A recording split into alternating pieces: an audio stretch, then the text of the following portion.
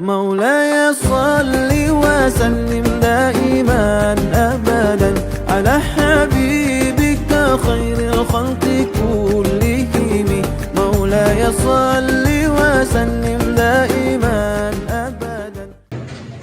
بسم الله الرحمن الرحيم. نعوذ بالتعليم والتعليم والتذكر والتذكير والنفع والانتفاع والحث على التمسك بكتاب الله وسنة الرسول والدعاء إلى الهدى والدلالة إلى الخير ابتغاء بوجه الله ومرضاته وثوابه وقربه. وقال ففتح عن الأربع. Maka kita sudah nyampe pembahasan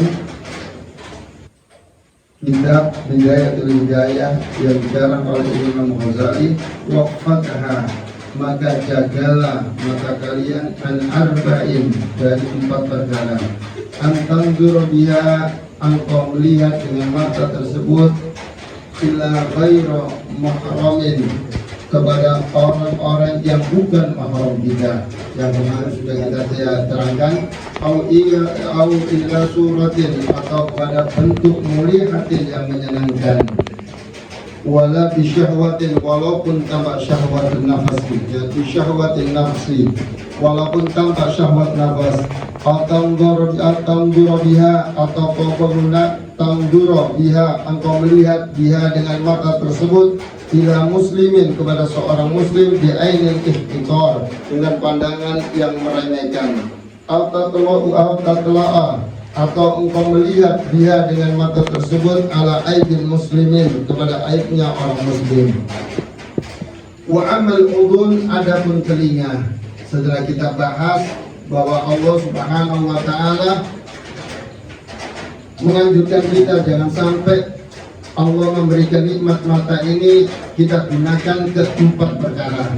Yang pertama yaitu melihat perempuan-perempuan yang bukan mahram kita. Yang kedua kepada raut wajah yang menyenangkan. Di sini adalah kepada wajah-wajah mahnus atau bencong. Ini tidak boleh, dilarang kita. Yang ketiga ada memandang manusia ini dengan pandangan ihtiqar atau pandangan meremehkan. Bahkan ulama-ulama kita, jangankan dengan manusia, dengan hewan aja kita tidak boleh memandang dengan pandangan ihtiqar. Suatu ketika Abu Yazid al-Bustami, ini wali min awliyaillah, wali besar yang diutus oleh Allah Subhanahu wa taala di atas bumi ini, yaitu Abu Yazid al-Bustami. Akan tetapi makamnya masih di bawah 4 wali besar. 4 wali besar ini dinamakan yaitu al-autad, yaitu penjaga dunia. Siapa yang 4? Yang 4 ini salah satu thariqah yang kita ikuti. Inilah salah satu dari 4 orang yang menjaga dunia tersebut. Makanya alhamdulillah kita punya thariqah Sadiliyah, berarti kita termasuk muridnya 4 wali yang menjaga dunia. Yang pertama adalah Syekh Abdul Qadir Al-Jilani. Beliau ini adalah Al-Autad, yang Masya Allah keramatnya sudah diceritakan, orang-orang semua sedunia menceritakan karomah atau keistimewaan Syekh Abdul Qadir Al-Jilani. Yang kedua siapa? Yang kedua adalah Al-Imam Hasan bin Ali Asyadili, yaitu guru thariqah musyiddidah, termasuk 4 awliya yang menjaga dunia. Yang kedua Al-Imam Hasan al-Asy'ari. Yang keempat yang kami ceritakan, makanya saya giring satu-satu supaya sampai semuanya saya mengenal para wali-wali penjaga, wali-wali yang diutus oleh Allah di atas dunia ini. Yang ketiga adalah Ahmad Ar-Rifai, yang pernah mencium tangan Rasulullah disaksikan oleh 9.000 orang, bahkan sebagian riwayat 12.000 orang. Akan tetapi setelah mencium tangan Rasulullah, beliau merasa nyesal karena sudah karomahnya dibuka oleh Allah Subhanahu wa taala, sehingga beliau masuk Masjid Nabawi, kemudian mengatakan kepada murid-muridnya, lewatlah kalian dari pintu ke sana, kemudian masuklah ke masjid, injek kepala saya. Jadi yang kepala beliau itu ditelonjorkan di atas rantai kayak ini, muridnya satu-satu suruh injek. Kenapa hikmahnya? Agar beliau itu tidak sombong, larinya nanti penyakit hati. Insya Allah nanti di sini penyakit hati. Nanti yang larinya nanti kenapa ya siapa ini Imam Ahmad Ar-Rifai melakukan kayak gitu, beliau sangat menjaga hati beliau. Kenapa? Kalau kita ada sifat sombong sedikit, maka Allah akan melantingkan dia dari kemuliaan kepada kehinaan. Dari surga akan dilantingkan ke dalam api neraka. Kata Allah di dalam hadis kursinya, la yadkhulul jannah man kana fi qalbihi mithqala dzarratin minal kibr. Tidak akan masuk surga orang yang di dalam hatinya ada satu biji sawi sifat sombong. Kemudian beliau, Allah Rasulullah mengatakan dengan riwayat hadis qudsi, dia mengatakan al-kibriya izari wal udama ridai wa man akhadha ahadima al-qaituhu finnari jahannam. Al-kibriya sombong itu hanya sifat kata Allah Subhanahu wa taala. Tidak boleh seorang hamba memilikinya.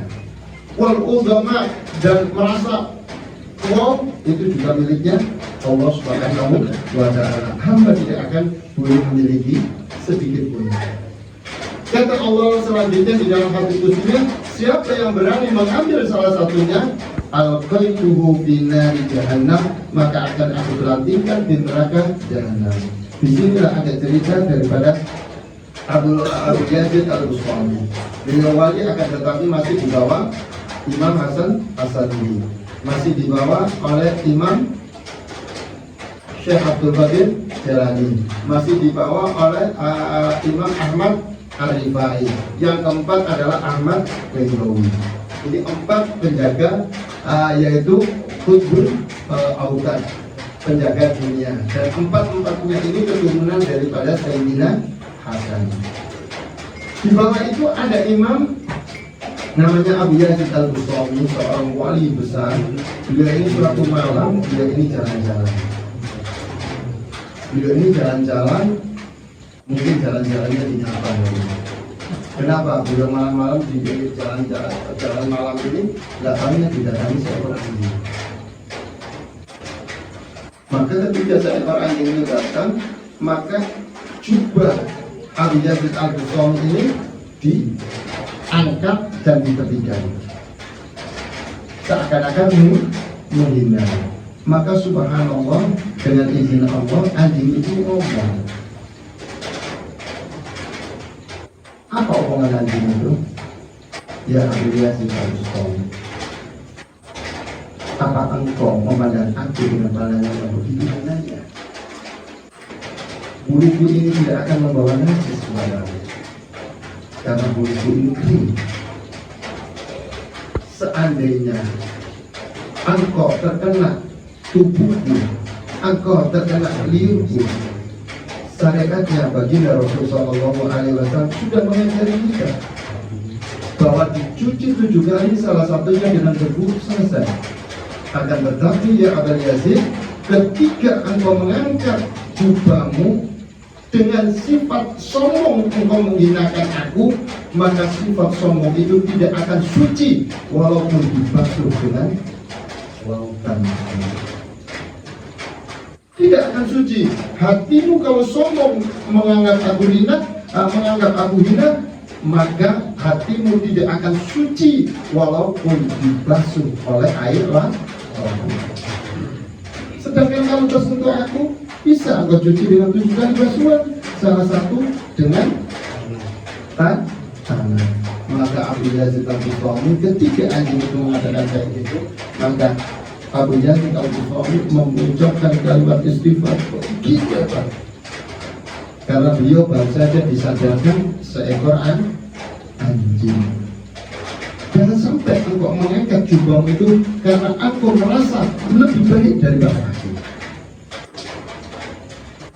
Ya Pak,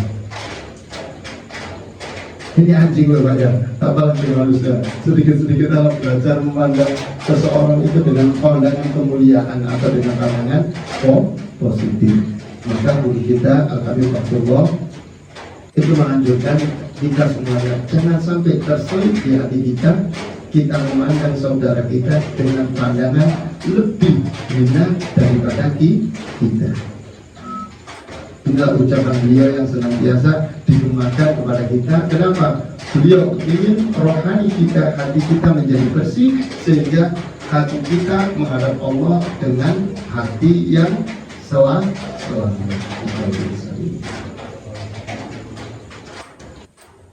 Ini cerita daripada Abu Yazid al-Bustami. Alhamdulillah, mulai saat ini 4 autad itu, 4 menjaga dunia itu, mudah-mudahan kita mendapat syafaat 4 wali tersebut. Insya Allah setiap kita tawasul, kita sertakan sekarang. Karena itu biasanya kalau untuk baiat, baru saya ingat, kalau untuk baiat orang-orang haroka pergerakan kayak pergerakan NU, pasti al-autad itu pasti disebut.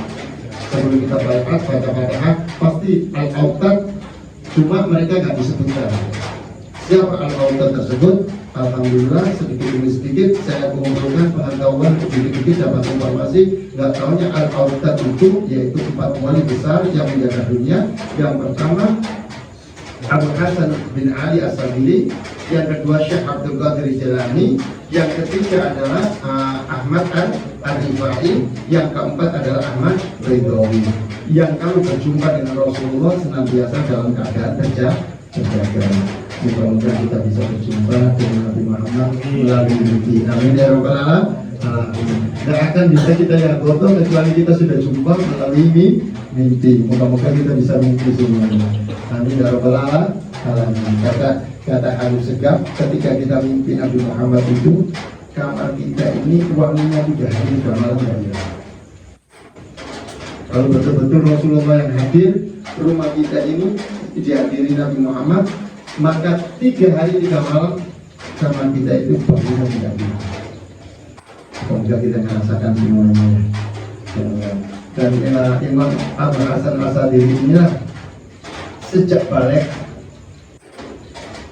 tidak pernah beliau lepas daripada jumpa dengan Lailatul Qadar. MCR tahun depan ini jumpa Lailatul Qadar insyaallah. Amin. Dan Imam Hasan As-Sabili sejak balik sampai beliau wafat, beliau pasti jumpa dengan Lailatul Qadar. Berapa tahun dia umur beliau? 50 tahun lebih, mungkin sebagai riwayat ada yang mengatakan 60 lebih, ada 50 lebih. Kalau seandainya kayak gitu sudah puluhan tahun beliau jumpa Lailatul Qadar. Maka sehingga di dalam tafsir ayat As-Sawi diterangkan ketika menafsirkan ayat inna anzalnahu fi lailatul qadr wa ma adraka ma lailatul qadr lailatul qadr khairun min alfi syahr tanazzalul malaikatu wa ruh fiha bi idzni rabbihim min kulli amrin salamun hiya hatta matla'il. Kata Imam As-Sawi menukil dari pada perkataan Imam Asy-Syadzili, ditengok awal bulan Ramadan itu hari apa? Awal bulan Ramadan itu hari apa? Maka di situ akan dijawab oleh Imam Abu Hasan Asy-Syadzili karena pengalaman itu beliau. Kalau pengalaman ini kan insya Allah paten nggak kalau pengalaman ini? Kalau pengalaman pribadi mungkin daripada dengan library riset itu masih gong. Kalau beliau ini sudah pengalaman pribadi beliau, setiap tahun beliau menjumpai Lailatul Qadar, maka beliau menyimpulkan kalau hari awal puasanya hari Senin, Lailatul Qadarnya hari ini. Kalau ini hari ini itu diterangkan di dalam kitab As-Sawi. Kemudian diterangkan juga di dalam kitab Ihya. Begitu juga Al-Imam Ghazali menukil daripada pendapatnya Imam Hasan Asy-Syadzili bahwa Ramadan itu dimulai apa sih? Hari apa? Insya Allah ditemukan nanti Lailatul Qadar. Nah ini salah satu, yaitu alhamdulillah kemarin beruntung kita yang sudah membaiat satu thariqah yang dulu kita termasuk Qutbul Autad, yaitu kutubnya penjaga yang dinamakan Qutbul Autad. Kutub itu banyak, ada kutubnya Qutbul Ghaus, ada kutub ini yang 4 ini namanya Qutbul Autad. Banyak jamaahnya, tetapi yang pimpinannya adalah 4 orang tersebut. Kalau pimpinannya kita pegang, insya Allah lainnya akan Nah ini Qutbul Autad, mudah-mudahan setiap tawasul kita disertakan yaitu sejumlah obat tersebut, karena inilah yang dipakai oleh orang tua kita, guru-guru kita ketika mereka tawasul untuk mencari apa, perdamaian, ketenangan. Pasti sejumlah obat ini dicatut oleh orang Jawa itu untuk dipakai. Nah, kemudian diteruskan oleh Imam Ghazali di sini diteruskan, wa amal udhunu, adapun telinga, faqfatha, maka jagalah telinga tersebut, an antasgha biha, engkau mendengarkan dengan telinga tersebut, ilal bid'ati, kepada suatu yang bid'ah, awil ghibah, atau ghibah, awil fahsyi, atau perbuatan fahsya, awil haud, atau tipu daya, fil batil, di dalam kebatilan, au dzikri, atau menyebut-nyebut masawin nas, kesalahan-kesalahan manusia. Fa innama, maka sesungguhnya, khuliqat laka, diciptakan telinga itu untukmu, litasma'a, agar kamu mendengarkan biha, dengan telinga tersebut, kalamullah ta'ala, kalamnya Allah subhanahu wa ta'ala, wa sunnatur rasulillah sallallahu alaihi wasallam, dan sunnahnya baginda Rasul sallallahu alaihi wasallam, wa hikmati awliyaihi, dan hikmahnya para awliya yang sudah saya ceritakan berkali-kali, wa tatawassalu, dan untuk tawassul istifadatil ilmi, agar kita mendapatkan satu ilmu biha, dengan telinga tersebut, ilal malikil muqim wan naimud daim fi jiwari rabbil alamin, agar kita memperoleh ilmu dari sisinya Allah subhanahu wa ta'ala. Ingat, kita diciptakan telinga, jangan sekali-kali kita mendengarkan al-bid'ah. Bid'ah itu apa? Masui ar-Rasul sallallahu alaihi wasallam, apa-apa yang tidak pernah dilakukan oleh Rasul sallallahu alaihi wasallam.